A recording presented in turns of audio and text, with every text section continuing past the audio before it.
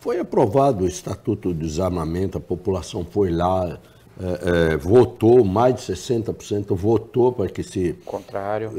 contrário ao desarmamento. Por que isso não é implantado? Onde parou isso? Se teve um plebiscito onde a população votou? Houve aí a discussão se proibir armas no Brasil ou não. E aí votamos contrário, para que não se proibisse as armas no Brasil. Ainda assim, o governo PT, na calada da noite, aprovou a Lei 10.826 de 2003, o famoso Estatuto do Desarmamento. Ele não proibiu as armas porque não podia ir contra o plebiscito, mas ele criou inúmeras barreiras e inúmeras dificuldades. Hoje, para o cidadão comum ter um porte de arma, ele necessita pelo menos morrer umas 2 ou 3 vezes. Caso contrário, ele não consegue comprovar a efetiva necessidade, que está no artigo 10.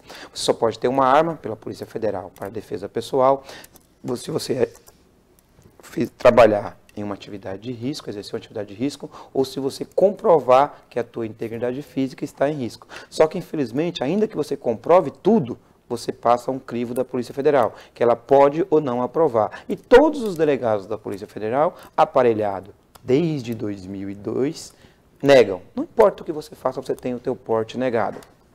Então, o que acontece?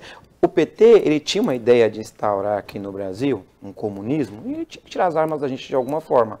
Como ele não pôde fazer isso porque a população se mostrou contrária, ele editou um Estatuto do Desarmamento, deve ter sido aprovado aí nos termos do mensalão, petrolão e coisas nesse sentido, e ele criou dificuldades. Ele estancou a possibilidade de um brasileiro ter uma arma de fogo por meio aí de uma decisão unilateral feita aí às caladas da madrugada. Esse é o motivo de que mesmo o brasileiro tendo votado o contrário, ele não conseguia comprar uma arma, tendo em vista que o Estatuto ele tirou praticamente toda a possibilidade.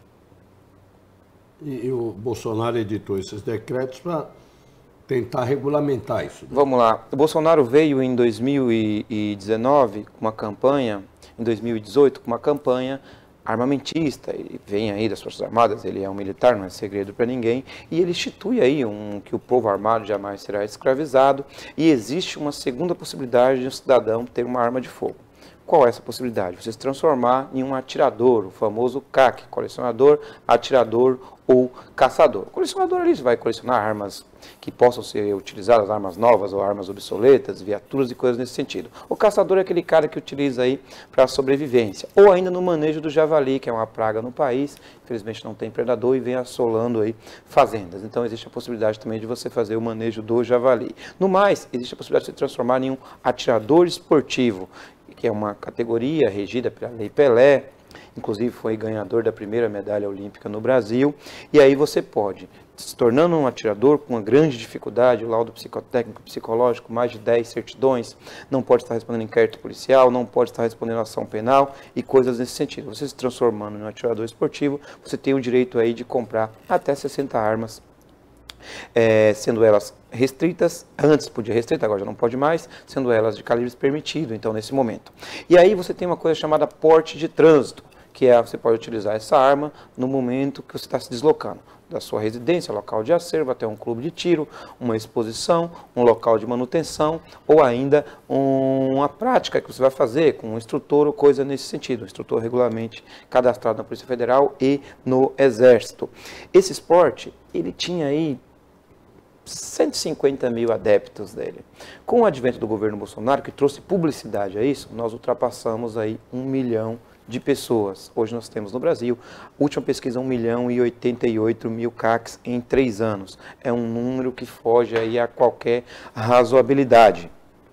E aí, o que acontece? Com essa categoria, podendo comprar armas para praticar o esporte, houve aí a questão do incentivo do governo, que regulamentou esse esporte, que trouxe aí decretos que facilitassem ou ainda que inserissem as pessoas nessa modalidade, e a partir daí você tinha uma segunda oportunidade de comprar uma arma de fogo, aquilo que o Estatuto do Desarmamento tirou lá atrás.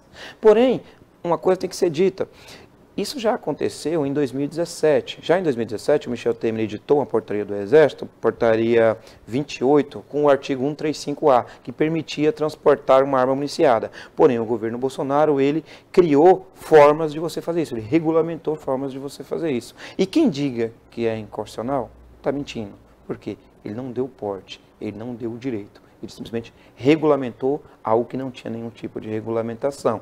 E o brasileiro, por si só, ele tem arma com uma paixão. Ele sempre foi histórico. Meu avô tinha arma. Eu sempre vi, meu avô tinha arma. Histórico, existia aí pessoas que eu conheço, tinha arma da cadastro da Polícia Federal. Existe comercial, não é do meu tema, existe comercial do MAP, das Casas Bahia, que vendia armas. Por que isso foi estancado? E aí, volta aquele velho debate. Temos hoje 1.088.000 CACs, 2 milhões de armas vendidas, 150 mil lojas e quase 2 mil clubes de tiro. E nós diminuímos o índice de homicídio.